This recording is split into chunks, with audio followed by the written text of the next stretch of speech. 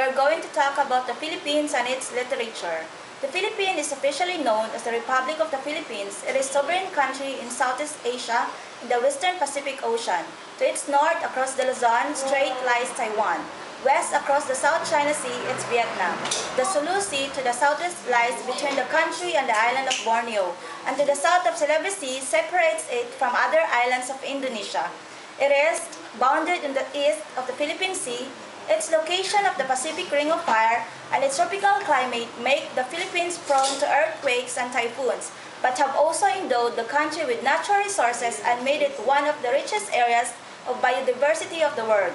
An archipelago comprising 7,107 islands, the Philippines is categorized broadly into three main geographical divisions: Luzon, Visayas, and Mindanao. Philippine literature is the literature associated with the Philippines and includes the legend of prehistory and the colonial legacy of the Philippines. Most of the notable literature of the Philippines was written during the Spanish period and the half of the 20th century in Spanish language. Philippine literature is written in Spanish, English, Tagalog, and other native Philippines language. Spanish literature, Philippine literature in Spanish is the body of literature made by Filipino writers in the Spanish languages. Today, this corpus is the third largest in the whole corpus of the Philippine literature. It is slightly larger than the Philippine literature in the vernacular languages. However, because of the very few additions to it in the past 30 years, it is expected that the former will be soon overtake its rank. Philippine literature in English has its roots in the efforts of the United States that engaged in a war of Filipino nationalist forces at the end of the 19th century. By 1901, public education was institutionalized in the Philippines, with English serving as the medium of instruction.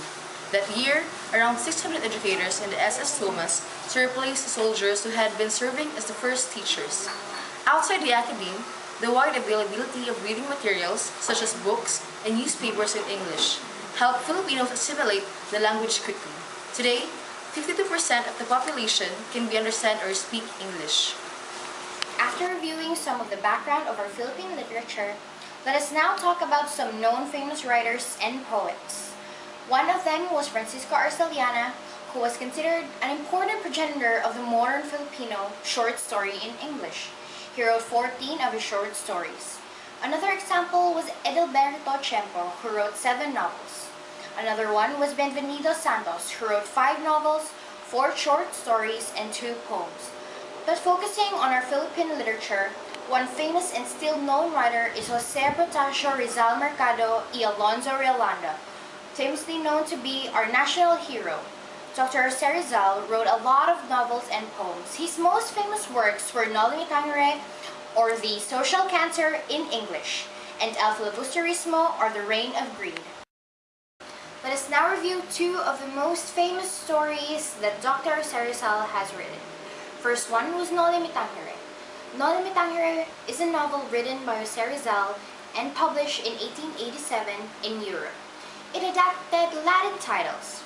Rizal has taken the Gospel of John chapter 20 verse 13 to 17, the Bible, and it defines how they're pinagsusuot ng mga patalastas ang mga may ketong upang lubayan sila ng mga nakakasalubong nila.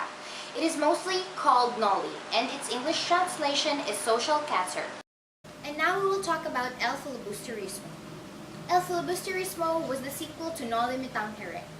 With its unarguably utopian vision, El Filibusterismo offers a much bleaker picture of the last decades of the 19th century. Crisostomo Ibarra, the reformist hero of the earlier novel, has come back to the Philippines as the enigmatic stranger named Simon, a rich jeweler, driven by hatred and fierce desire to avenge his sufferings and to rescue Maria Clara from the nunnery where she has fled. Simon embarks on a crusade. The goal is to stop the corrupt and thus weaken various institutions that would eventually lead to a bloody revolution. He schemes and plans systematically and plots with various characters, including Basilio, to bring about the downfall of the government. The first plot fails, as does the second one.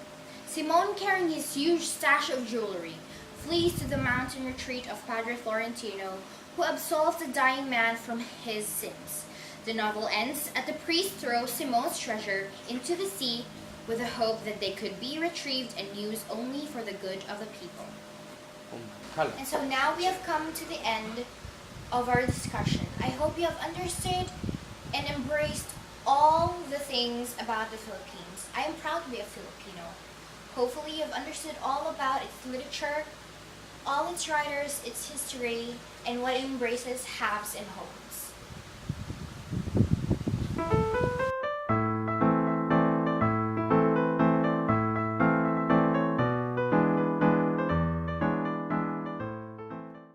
JUD Kaya Bayot.